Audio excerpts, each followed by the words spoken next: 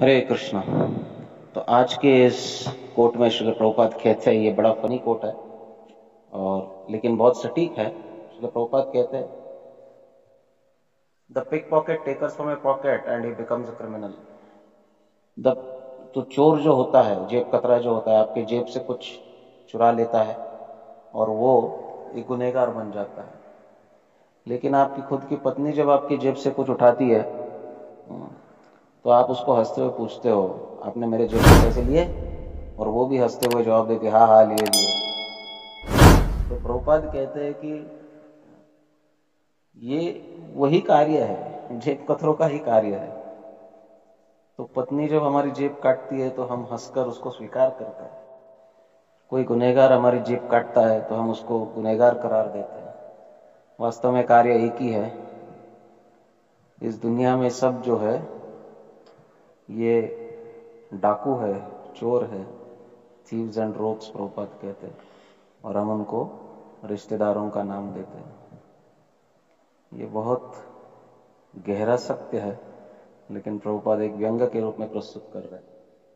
और वास्तव में, और ना ही केवल वो हमारे लिए डाकू और चोर है, लेकिन हम भी उनके लिए वही है।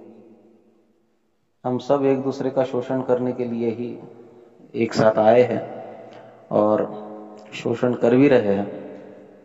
परंतु जब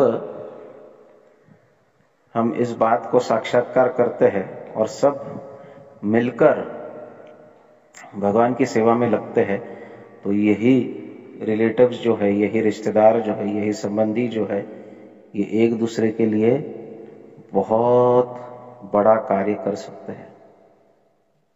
हमारे परिवार में जब केंद्र बिंदु में भगवान श्री कृष्ण होंगे और भगवान की सेवा होगी, तो फिर रिश्तेदार एक दूसरों को दुख देने के लिए नहीं, अपितु भगवान की सेवा करते हुए एक दूसरे को सुख देने के लिए, आनंद देने के लिए और एक दूसरे को भगवान को प्राप्त कराने के लिए जीवन जीना प्रारंभ करते हैं। और यही एक सुखी परिवार का लक्षण है।